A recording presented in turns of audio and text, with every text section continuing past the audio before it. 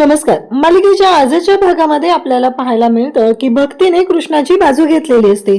त्याच वेळी सावित्री भक्तीच्या पुढे जाते आणि तिला बोलायला सुरुवात करते. तुला काय माहिती ग, काय केलंय तिने ते, आणि तू तिची बाजू घेऊ नकोस, काही गरज नाहीये, थोबाड पुढील तुझं, असं म्हणत सावित्री भक्तीच्या अंगावरती धावून गेलेली असते. तेव्हा दुष्यंतला खूप राग येतो. दुष्यंत खूप चिडलेला असतो. तो म्हणतो, बास, काय चाललंय हे सगळं, मागापासून मी ऐकून घेतोय, कसले पुरावे तुमच्याकडे आणि कसल्या पुराव्यांबद्दल बोलताय तुम्ही, असं म्हणत दुष्यंतने कृष्णाची बाजू घेतलेली असते आणि तो कृष्णाची बाजू घेऊन सगळ्यांची बोलती बंद करत असतो. तेव्हा मात्र आढळराव पाहत असतात, कारण दुष्यंत पहिल्यांदाच त्याच्या बायकोची बाजू घेत आहे आणि सगळ्यांना ऐकवत आहे. हे पाहून आढळरावांना बरं वाटलेलं असतं. तेव्हा मात्र बाळजाबाई म्हणत असतात की दुष्यंत, काय चाललंय हे. तेव्हा दुष्यंत म्हणत असतो की कसले पुरावे, मला पुरावा बघायचा अजून, जोपर्यंत पुरावा बघणार नाही तोपर्यंत मी कसं ठरवू की हे सगळं असं झालेलं आहे, असं दुष्यंत बोलत असतो. आणि त्याचबरोबर सगळेजण तिथे असतात. तेव्हा तिथे जयकांत म्हणतो की आहे हा बंब्या आहे ना, त्यानं सांगितलं सगळ्यांना आणि त्यानेच बघितलेला आहे. आता हा प्रत्यक्षदर्शी पुरावा आहे. अजून काय पाहिजे, अजून कसला पुरावा पाहिजे, असं बोललं जात असतं. तेव्हा दुष्यंत म्हणतो, कुठे बंब्या, या पुढे, सांग मला काय काय बघितलंस तू कृष्णाला पाहिलं का मंदिरात. तेव्हा तो सांगतो की हो, मी कृष्णाला मंदिरात जाताना पाहिलेलं आहे. तेव्हा तो म्हणतो की कशावरून. एक लाल रंगाची साडी नेसलेली, खांद्यावर पदर घेतलेली बाई होती, ती मंदिरात चालली होती. दुष्यंत म्हणतो की सांग मला, तू तिचा चेहरा पाहिलास का. तेव्हा बंब्या म्हणतो की नाही. मग दुष्यंत म्हणतो की खरं सांगायचं, नक्की काय झालेलं आहे, पाहिलायस का तू तिचा चेहरा. तेव्हा बंब्या सांगतो की नाही, मी नाही पाहिला. त्या पहाटेच्या अंधारामध्ये, पहाटेच्या काळोखामध्ये मला तो चेहरा नाही दिसला. फक्त एक लाल रंगाची साडी नेसलेली बाई पाहिलेली आहे. तेव्हा दुष्यंत म्हणतो, हा तुमचा प्रत्यक्षदर्शी पुरावा आहे, उपयोग काय याचा, कारण याने तर कृष्णाचा चेहराही पाहिलेला नाही. मग तुम्ही कशावरून म्हणताय की कृष्णाने मंदिरात चोरी केली, काय पुरावा आहे का हा तुमचा पुरावा फेल ठरलेला आहे, असं म्हणत दुष्यंतने कृष्णाची बाजू घेतलेली असते. त्याचबरोबर कृष्णाच्या बाजूने तो बोलत असतो. तेव्हा मात्र सगळेजण दुष्यंतकडे पाहत असतात. नक्की आता उत्तर काय द्यायचं हा मोठा प्रश्न पडलेला असतो. आणि त्याच वेळी हे सगळं जेव्हा घडत आहे तेव्हा मात्र कृष्णा मंदिरात गेलेली असते. तिला आठवत असतं, कारण देवीआईचं व्रत असतं, रांगडे पाटलांच्या घरची ती प्रथा आहे. सुनेने जाऊन पहाटे धनत्रयोदशी दिवशी देवीआईची पूजा करायची असते. आणि त्याचबरोबर हे सगळं जेव्हा घडत आहे तेव्हा मात्र कृष्णालाही आठवत असतं. आणि त्याचबरोबर सगळेजण म्हणत असतात की नाही, दुसरा कोणता पुरावा आमच्याकडे नाही, आम्ही कृष्णाला जाताना पाहिलेलं होतं. एवढंच बोलणं चाललेलं आहे. तेव्हा मात्र इकडे कृष्णाच्या बाबतीत आता बोललं जातं आणि मध्येच मैनावती बोलते. मैनावती म्हणते की मला माहिती आहे, माझ्याकडे आहे पुरावा, कृष्णाने चोरी केली याचा. आता मात्र सगळ्यांना धक्का बसतो. सगळेजण पाहत असतात. दुष्यंत म्हणतो, कसला पुरावा, काय आहे. तेव्हा मैनावती म्हणते की परवा मी कृष्णाला कोणाशी तरी बोलताना पाहिले. तिने बोलत होती की तिला पैसे हवे आहेत म्हणून, आणि 1,00,000 रुपये कोणाला तरी द्यायचे आहेत. आणि तो व्हिडिओ मैनावती सगळ्यांना दाखवू लागते.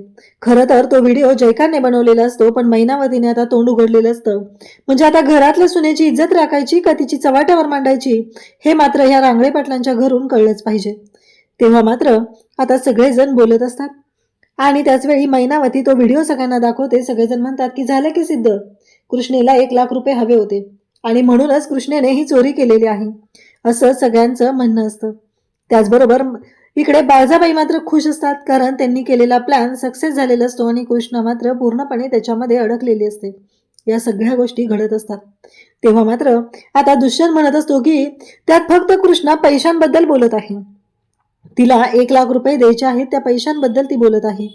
पण या सगळ्यावरून हे स्पष्ट होत नाही की कृष्णाला चोरी करायची आहे किंवा कृष्णाने चोरी केलेली आहे. ही कोणतीच गोष्ट या व्हिडिओमधून सिद्ध होत नाही. तेव्हा मात्र हे सगळं जेव्हा घडत असतं त्याच वेळी बाळजाबाई तिथं पाहत असतात. बाळजाबाई म्हणत असतात की हे सगळं जेव्हा घडतंय तरीही कृष्णा अशा पद्धतीने का, म्हणजे कृष्णाचा नक्की काय अर्थ आहे, हे सगळं बाळजाबाई बोलत असतात. कृष्णाला मात्र बरं वाटत असतं. आज दुष्यंत तिच्या पाठीशी खंबीरपणे उभा असतो आणि दुष्यंत तिची बाजू घेऊन हे सगळं बोलत असतो. तेव्हा सावित्री बोलायला सुरुवात करते. सावित्री म्हणत असते की हे सगळं जे काय आहे ना ते माझ्यामुळे झाले, म्हणजे मी नव्हतं सांगितलं, मी तिला पैसे मागितले होते 1,00,000 रुपये, पण मी तिला चोरी करायला नाही सांगितलं आणि मी तिला काही चोरी कर म्हणून सांगितलं नव्हतं आणि तिनं देवीची चोरी केलेली आहे. ह्या सगळ्याबद्दल मला काहीच माहिती नाही. आणि बाळजाबाई, मी एक गोष्ट सांगते, ती का माझी रक्ताची लेक नाही, ती उकिरड्यावरची घाण आहे आणि उकिरड्यावरच राहणार आहे, असं कृष्णाच्या बाबत बोललं जात आहे. कृष्णाला मात्र वाईट वाटत असतं. सगळेजण तिथं असतात, दुष्यंत तिची बाजू घेत असतो आणि दुष्यंत म्हणत असतो की काय एवढ्यावरून असं सिद्ध होते, आणि लोकही बोलायला लागतात की दुष्यंत सरकारांची बायको आहे म्हणून ती बायकोची बाजू घेत आहेत. आता बाळजाबाईंच्या समोर सावित्री मात्र कृष्णाला शिव्या घालायला सुरुवात करते. तिला वाटेल त्या शब्दात बोलत असते. कृष्णाने आजपर्यंत फक्त ऐकूनच घेतलेलं आहे आणि त्याच वेळी कृष्णाला वाईट वाटत असतं. तिच्या डोळ्यातनं पाणी येत असतं. तिला मात्र वाईट वाटत असतं. तिला कळत नसतं की करू काय. मी काहीच केलेलं नाहीये. मला तर मंदिरात जायला सांगितलं होतं, जाताना आणि येताना कोणी पाठीमागं बोलवलं तर मागं फिरून पाहायचं नाही, अशा गोष्टी सांगितलेल्या होत्या. पण या सगळ्यामध्ये माझा काय उद्देश आहे, मी काय चूक केलेली आहे, हा प्रश्न मात्र पडलेला असतो. आणि त्याचवेळी कृष्णाच्या डोळ्यातून पाणी वाहत असतं. इकडे दुष्यंत तिची बाजू घेऊन बोलत असतो. दुष्यंत मात्र सगळ्यांच्या समोर बोलत आहे. बाळजाबाई म्हणतात की नाही दुष्यंतराव, तुम्ही मध्ये बोलू नका. कृष्णेने चोरी केलेली आहे आणि ती चोर आहे, तिला शिक्षा झालीच पाहिजे. तेव्हा मात्र दुष्यंत पुन्हा गरजतो आणि म्हणू लागतो की कसं शक्य, अजून तिच्यावरचा गुन्हा सिद्ध झालेला नाहीये, तोपर्यंत तुम्ही तिला चोर म्हणू नका. इकडे भक्ती म्हणत असते की नाही बाळजाबाई, कृष्णे कधीच चोरी करू शकत नाही, कृष्णेने चोरी केलेली नाही, असं मात्र बोलणं चाललेलं असतं. तेव्हा मात्र जो जण्या असतो तो मात्र बाजू घेऊन इथं बोलत असतो. तो म्हणत असतो की कृष्णेने चोरी केली आहे आणि या सगळ्याला कृष्णेच जबाबदार आहे, असं तो बोलत असतो. तेव्हा मात्र इकडे दुष्यंत कृष्णाची बाजू घेऊन बोलत आहे. त्यावेळेस पाठीमागून माणसांमधील एक जण आहे, तो चप्पल फेकून मारतो. कृष्णाच्या अंगावर चप्पल आलेली असते आणि त्या क्षणी दुष्यंतला धक्का बसतो. दुष्यंत म्हणतो काय आहे हे सगळं. दुष्यंतला राग आलेला असतो. तुम्ही ह्या पद्धतीने काय वागू शकताय, आणि कृष्णाने चोरी केलेली नाही हे ती तिनं सांगते. तिची बाजू मांडण्याची एक तरी संधी द्या तिला, का तुम्ही अशा पद्धतीने वागताय. आणि एक गोष्ट लक्षात ठेवायची आहे, हे पूर्णपणे चुकीचं आहे. तेव्हा मात्र आढळराव तिथं असतात, ते सुद्धा बाजू घेतात. दुष्यंतला एवढं तापलेलं सगळ्यांनीच बघितलेलं असतं आणि याच्या आधी दुष्यंत एवढा कधीच चिडला नव्हता. दुष्यंत म्हणतो की आतापर्यंत कितीतरी वेळा तुम्ही तिची बाजू घेतली. काही दिवसांपूर्वी माझ्या आईच्या विरोधात जाऊन तुम्ही कृष्णाची बाजू घेत होता. माझ्या आईने सगळ्या गावाच्या समोर सांगितलेलं होतं, कृष्णा लाख मोलाचं सोनं आहे, बावन कशी सोनं आहे आणि ती कधी चुकू शकत नाही आणि माझ्या आईचा निर्णय कधीच चुकणार नाही, असं दुष्यंत बोलत असतो. तेव्हा मात्र सगळेजण पाहत असतात. तेव्हा सगळ्यांनाच तिथे धक्का बसलेला असतो. दुष्यंतने कृष्णाची बाजू घेतलेली असते आणि माझ्या आईचा निर्णय योग्य आहे, कृष्णा खूप चांगली आहे, असं बोलणं सुरू असतं. तेव्हा मात्र दुष्यंत हे सगळं बोलतोय हे पाहून खरं तर धक्काच बसलेला असतो. तेव्हा मात्र आता इकडे दुष्यंत सांगत असतो की कृष्णाने जर चोरी केलेली नाही आणि आता कृष्णाला तिला सिद्ध करावं लागणार आहे, हे सगळेजण बोलत आहेत.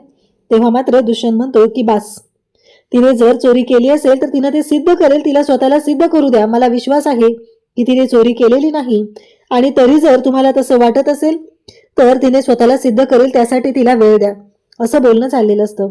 दुष्यंतचं हे रूप पाहून सगळ्यांनाच धक्का बसलेला असतो. सगळेजण पाहत असतात आणि तेव्हा मात्र इकडे आता बाळजाबाई म्हणतात की न्याय होणार, दुष्यंत सरकार न्याय होणार आहे. जर तिनं चोरी केलेली असेल तर त्याची शिक्षाही तिला भोगावी लागणार आहे. कृष्णेला 24 तासांची मुदत दिली जाते. 24 तासात कृष्णाने हे सिद्ध करायचं आहे की तिनं चोरी केलेली नाही. जर तिनं चोरी केलेली असेल तर तिला या घरची सून म्हणून आम्ही नांदवणार नाही. दुष्यंतरावांची बायको म्हणून रांगडे पाटलांच्या घरात ती आलेली आहे, तर रांगडे पाटलांच्या घरातून तिला जावं लागेल. रांगडे पाटील या घराशी तिचा काहीही संबंध नसेल, असं बोललं जात असतं. आणि डायरेक्टली बाळजाबाईंनी तर कृष्णा आणि दुष्यंतचं नातंच पणाला लावलेलं असतं. खरं तर कृष्णाला कळायचं बंद झालेलं असतं की हे सगळं काय होऊन बसले. कृष्णा मात्र विचार करत असते. बाळजाबाई म्हणत असतात की हो, आता आम्ही सांगतोय, हे सगळं कृष्णेने जर केलेलं असेल तिला या गावातून वाळीत टाकलं जाईल. पण लोक बोलायला सुरुवात करतात, जर या 24 तासात कृष्णा पळून गेली तर. तेव्हा मात्र आढळराव पुढे येतात आणि आढळराव बोलायला सुरुवात करतात की नाही, ती पळून जाणार नाही. आणि जर तुम्हाला असं वाटत असेल कृष्णा पळून गेली 24 तासांमध्ये, तर जी शिक्षा असेल ती आम्ही भोगायला तयार आहोत. आम्ही आहोत नाही तर अजून आम्ही जिवंत आहोत, असं म्हणत आढळरावांनी कृष्णाची बाजू घेतलेली असते आणि कृष्णाच्या बाजूने तो बोलत असतो. तेव्हा मात्र कृष्णाला बरं वाटत असतं, कारण आज दुष्यंत आणि आढळराव दोघंही तिच्या बाजूने उभे असतात. गावातली हीच ती लोक जी कृष्णाचं लग्न व्हावं यासाठी बाळजाबाईंच्या विरोधात आलेली होती आणि आज तीच लोक कृष्णाच्या विरोधात उभी राहिलेली असतात. लोक म्हणत असतात की हिला तर चपलांचा हार घालून गाढवावरून धिंड काढली पाहिजे. कृष्णाला संधी हवी होती आणि दुष्यंतने ती संधी मिळवून दिलेली असते. कृष्णा म्हणते की मी शब्द देते, मी कुठेही निघून जाणार नाही. त्याच वेळी आता सावित्री मध्ये बोलायला सुरुवात करते. सावित्री म्हणते, पण जर तिला तिचं काहीतरी पणाला लागलं पाहिजे ना, देवीचे दागिने चोरलेत तिनं, असं सावित्री बोलत असते. तेव्हा मात्र बाळजाबाई म्हणतात की लागणार ना, कृष्णाचं अस्तित्व पणाला लागणार आहे. कारण जोपर्यंत कृष्णा स्वतःला सिद्ध करत नाही तिनं निर्दोष आहे, तोपर्यंत रांगडे पाटलांच्या घरामध्ये तिने पाऊलही टाकायचं नाही. आणि जर उद्या कृष्णाची चोरी सिद्ध झाली, ती चोर आहे हे सिद्ध झालं, तर कृष्णाला हे गाव सोडून जावं लागणार आहे. दुष्यंत आणि तिचं नातं संपणार आहे. कारण या घरची सून म्हणून आम्ही तिला स्वीकारणार नाही. आता खरं तर कृष्ण आणि दुष्यंतचं नातं पणाला लागलेलं असतं. इथे भक्तीला मात्र खरंच वाईट वाटत असतं. दुष्यंतला सुद्धा वाईट वाटत असतं. दुष्यंत सुद्धा तोच विचार करत असतो की हे सगळं काय होऊन बसलंय. या गोष्टींच्या विचाराने खरं तर त्यालाही अगदी गरगराय झालेलं असतं. उद्याच्या भागात आपल्याला पाहायला मिळतं की बाळजाबाई म्हणतात की आम्ही आहोत इथं. आता बरोबर 24 तासांनी इथं आपली पुन्हा बैठक भरेल, सभा भरेल आणि त्याच्यामध्ये निर्णय घेतला जाईल. आणि त्या निर्णयानुसार कृष्णा जर दोषी असेल तर तिला ती शिक्षा भोगावी लागेल, अशा पद्धतीने सांगितलं जात असतं. आता कृष्णाचं अस्तित्व आणि तिचा संसार दोन्ही पणाला लागलेलं असतं. कारण कृष्णाला स्वतःला निर्दोष सिद्ध करणं गरजेचं आहे.